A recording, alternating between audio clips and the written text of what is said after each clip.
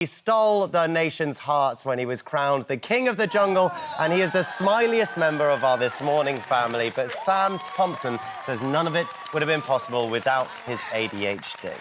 Yeah, Sam is now teaming up with ADHD UK to help positively change what it means in the lives of people who have the condition. Sorry, I'm just getting a bit confused there because I wasn't supposed to read that. You're still thinking about sunburn. He joins us today. Sam Thompson is here. It's so lovely to see you. And you did win our hearts in I'm a Celebrity. We absolutely loved it. Thank you. And do you maybe put that to the fact that you did have ADHD and did that help you? Do you know what? I've done a lot of things recently, a lot of videos where I say ADHD is like a superpower. And I genuinely do believe that throughout my life it has helped me gain a lot. And there's a lot of negative stigma around ADHD, which I just want to change. Yeah. I want to be like, no, there's so many positives there as well. And I genuinely do believe in the jungle when I was out there, you know what it's like. You have the energy and you want to speak to people and it gets real boring in there. So you've got to do something. So I would attribute some of it to it, yeah. But I love your enthusiasm. I love how excitable you get. I love the fact that you hug longer than normal. You know what I mean? You're a lingering hug. Did I just say this? I love that. John knows. When you first went there, I can't remember who you gave the first hug to when you went into I'm a Celebrity.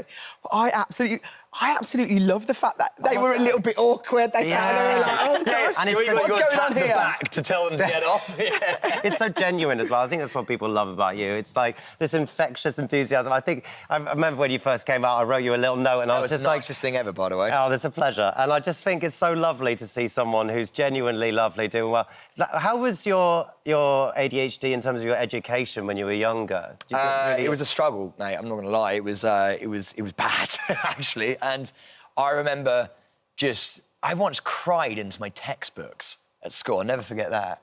I basically was trying to revise. I tried to be a good student, and I would sit in my little room, and I'd open my book and be like, "Here we go. This is it. You're going to do it." And I'd read these things, and none of it would go in. I was just reading words. Yeah. And I was like, I don't understand how everyone else can do this and actually understand what's happening here. And I would get distracted by everything. I'd get distracted by the words themselves. Yeah. And my mum would completely be wandering all over the place. I remember just being like, I'm never going to be able to understand or revise for anything. And the only time I was ever good at a subject was if I really loved it. So if I loved something, this is why I would say this to the young people that I see on the street and stuff about having ADHD being a superpower. I think when you adore something, I love classical civilization. I love my ancient Greek myths. Did you? Like Stephen Fry is like a hero of mine.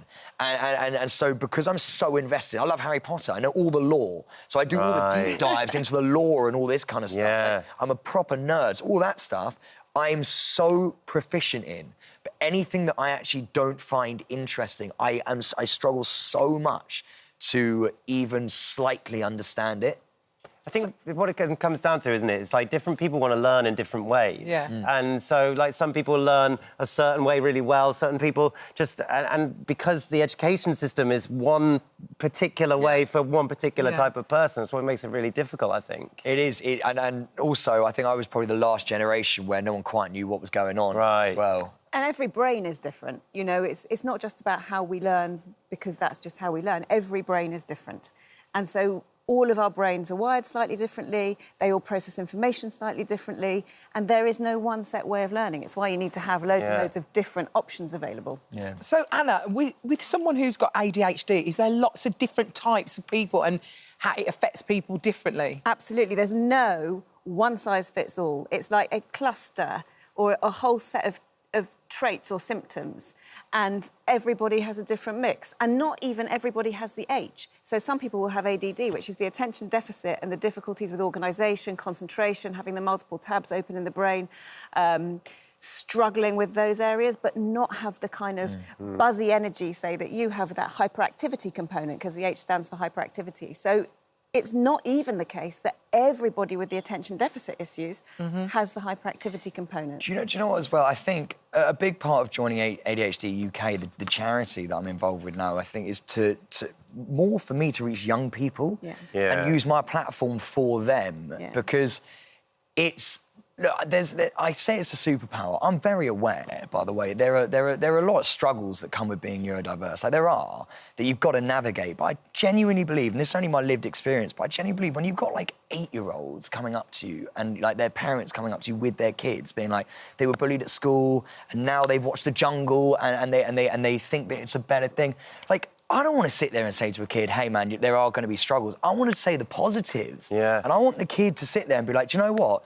This is actually, there are good things to this as well that I can set my mind to. Yeah. I worry that there are so many, they have a negative opinion of themselves once they get this diagnosis. And yes, there are struggles, but there also are so many benefits. I genuinely believe that if you set your mind to something that you absolutely love, you'll be the best in your field. You'll fly. So Yeah, I really do believe that. I think we've got some footage, actually, of you in your ambassador role, talking to some youngsters, I think we do. Absolute superpower, I promise you. Put your mind to anything and you'll be amazing at it, as long as you enjoy what you do. And then, being neurodiverse, the best thing ever. I'm neurodiverse, I've got ADHD. And that means what could we be? ADHD friends. Yeah! Exactly. Everyone's so using lovely. it everywhere. I'm wearing the same outfit, Joel. Oh, don't worry. Don't worry about that. So nice. We'll get you a new shirt. Don't you worry. Don't you worry. That's so lovely, and that child is going to remember that forever. You know, it's going to really set a course for her. Mate, it's one of those things where, like, I know it sounds corny, but, like, I want this to be my legacy. Yeah. Of being in this industry and stuff like that. It's the thing that has struck a chord with me the most. And meeting these really young people, like that girl was so sweet and her mum was so sweet. And she'll never forget that moment. Do you know, and I hope she doesn't, because God, I don't know, I'm tearing up a little bit. She was like feeling a little bit bad about it, and I was like, no, it's just not bad. Like you are the sweetest little girl. You've got the best life ahead of you. Like utilise it for the right reason, for like something that you absolutely love, and it's going to be amazing for you. There are negatives, and there are struggles, not negatives. There are struggles with it, like there are with everything in life. But when you're that young, I feel like you just want to hear the positives. Oh, Sam.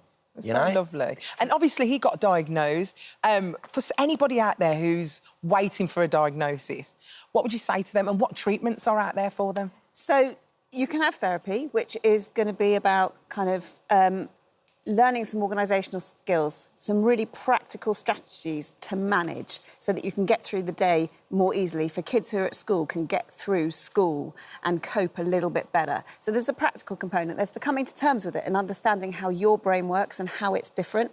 And then, which is really important, and that's where diagnosis can be so helpful, because suddenly it makes you feel like there's not something wrong with you. Yeah. You know, you understand. It's normal. That's exactly what happened to me, by the way. You understand. Even if it's not normal, you understand why you do things, what it is about your brain, you know, why you struggle in certain areas, why you don't in others. It's brilliant from that perspective. And then there's, of course, medication. Medication has to be prescribed by a psychiatrist. So if you think that you're going to want to go down the medication route, or if you think you want to consider it for your child, you have to get diagnosed by a psychiatrist. Everything else, you can see a psychologist, specialist ADHD psychologist, without a psychiatrist, but you can't get medication without one. It's also really important to understand why you feel you need a diagnosis, right? Right. So exactly that. So if you want medication, you have to have the diagnosis. It's really straightforward.